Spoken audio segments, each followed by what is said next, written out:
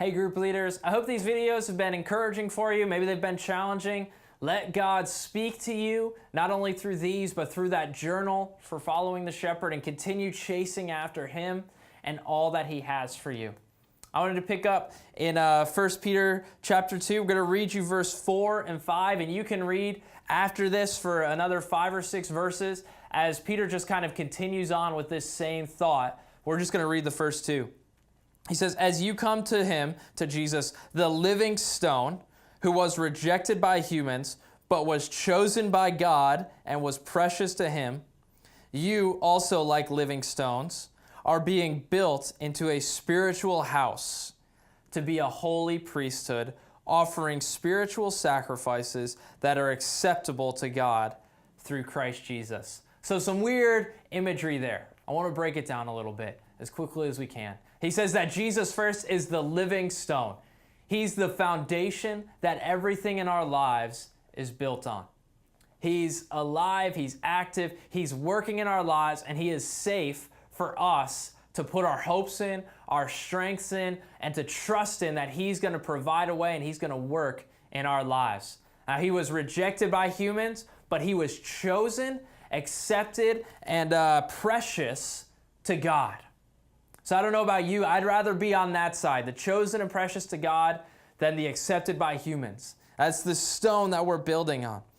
But not only that, he says that we're also living stones that are being built together with other people, with our groups, with our church, with all believers to be a holy priesthood. That we would be able to, the kind of the end goal of the priesthood that's built in this few section of verses is to help other people come to God.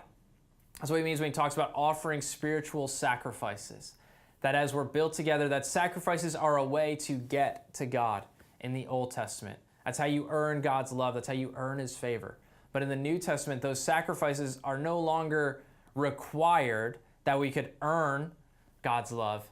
So a spiritual sacrifice is the way that we get to God.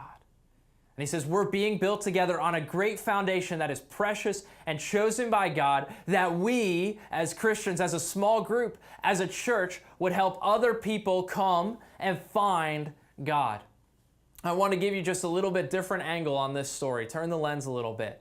Throughout the Old Testament, stones are used as a way of telling stories.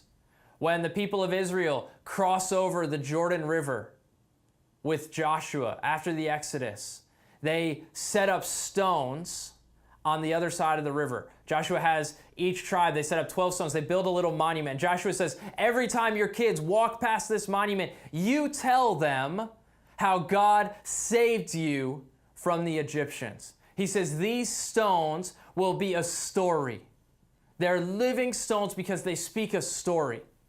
And so when Peter says that you and I are living stones that are used to help other people come to know God, what he's saying is that your story is a great tool to help other people come to know God. That you should be talking about and sharing with others, God has been faithful in my life. Here's how he's made a difference to me. Let me share with you how he can do things in your life. If he's been faithful to me, he can be faithful to you. We're living stones. We're living monuments, living examples of how God does great things for those who follow him. Let him do great things in your life this week and then share about them, talk about them with other people. Spend time this week looking back. How has God been faithful to me? And as you see that, as God highlights some of those ways that he's been faithful in your life, ask him to give you opportunities to share his faithfulness with those around you. He loves to set his kids up to share about him, to talk about him, to succeed. Y'all have a great week. Enjoy being living stones for the Lord.